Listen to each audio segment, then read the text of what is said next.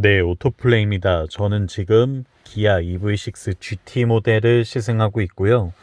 이 차량을 타고 다니면서 연비나 주행거리 요거 좀 체크를 해봤어요.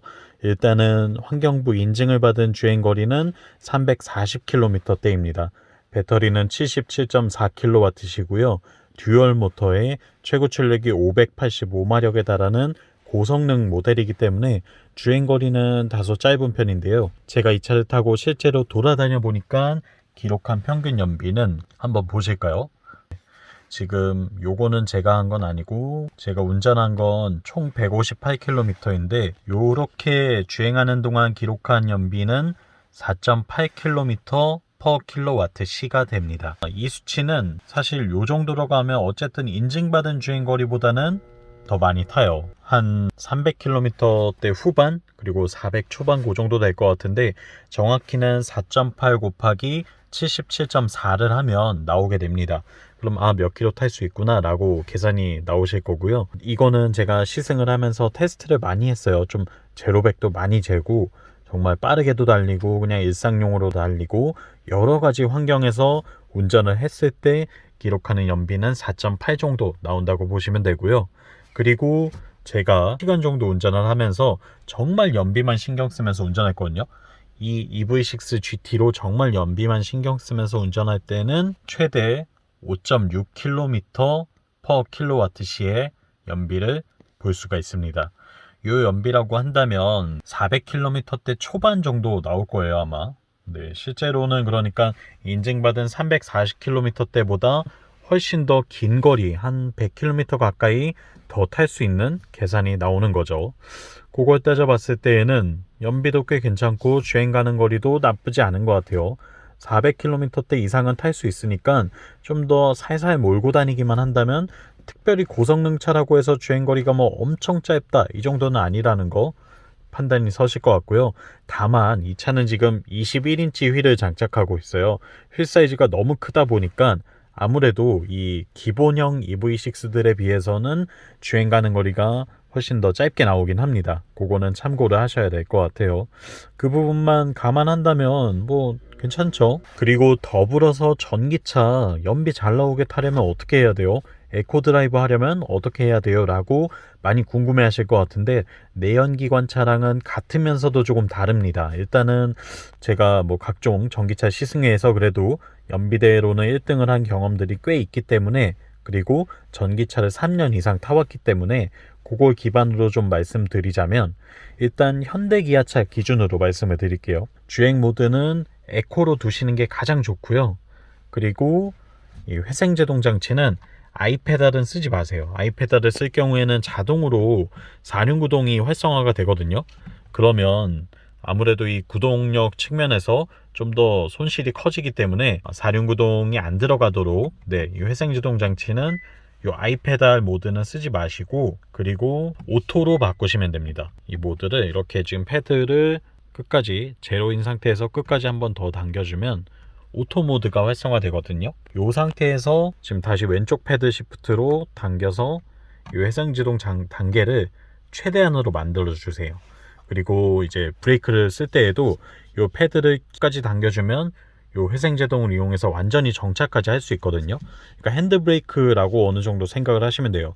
완전 정차가 필요할 때 왼쪽 패드 시프트를 당겨주면 차가 완전히 멈추게 됩니다.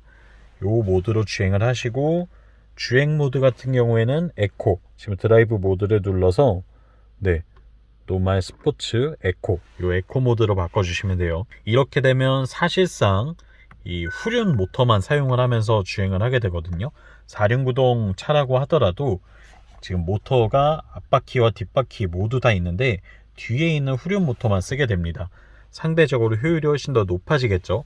후륜 모터만 쓰면서 회생제동은 최대치로 쓸 수 있고 그리고 가속도 최대한 완만하게 할 수 있도록 만들어주는 모드라고 생각하시면 될 것 같아요. 이 상태로 주행을 하시면 적어도 현대기아 차 타면서는 연비를 아주 잘 뽑을 수 있습니다. 그리고 풋브레이크는 최대한 안 쓰셔야 돼요. 브레이크 페달에 발을 거의 안 댄다고 생각하시고 운전을 하시면 됩니다. 이 브레이크는 밟지 마시고 이 악셀 페달만 밟았다 뗐다 해주면서 왼쪽에 있는 패드 시프트를 최대한 활용해주면 그리고 회생제동을 오토 모드로 두면 차가 알아서 어느 정도 충분히 감속을 해주고요. 완전 정차가 필요할 때는 요 패드를 사용하면 수동으로 완전히 정차가 됩니다. 이렇게 주행하시면 연비를 가장 잘 뽑을 수가 있어요. 전기차 같은 경우에는.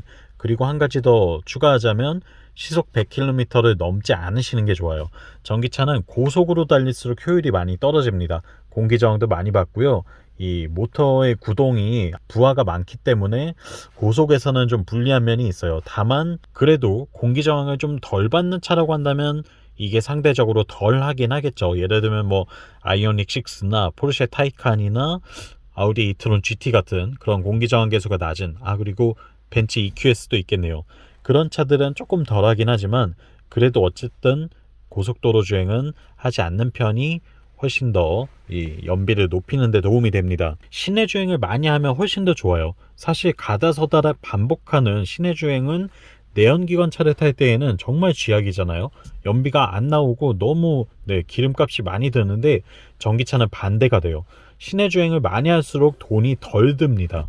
그래서 내 주행 패턴이 시내를 많이 다니는가 아니면 고속도로 장거리를 많이 타는가에 따라서 나는 어떤 차를 선택하면 되겠구나를 판단하셔도 될 것 같아요. 일단 전기차 기준으로는 지금 말씀드린 대로 타고 다니시면 아주 많은 절약을 하실 수 있다는 거 참고하시면 될 것 같아요. 지금도 제가 똑같이 타고 다녀도 막 밟고 다니면 4.8, 그리고 연비를 생각하면서 살살 다니면 5.5 변화가 있습니다. 이게 연비 1km 차이만 나더라도 실제 주행거리는 77km가 차이가 나는 거거든요. 그러니까 70km 이상 주행을 할 수 있다. 에코드라이브를 하면 그만큼 주행할 수 있다라고 생각하시면 되겠죠. 기아 EV6 GT 겸사겸사 시승하면서 연비 체크해봤고요. 그리고 전기차 어떻게 타야 주행거리를 많이 늘릴 수 있는지도 함께 알아봤습니다.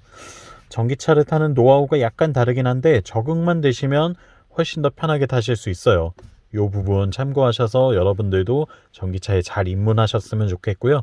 궁금하신 점 있다면 댓글 남겨주시고, 또 영상 유익하셨다면 구독과 좋아요로 응원도 많이 부탁드리겠습니다. 다음 시간에 또 만나요.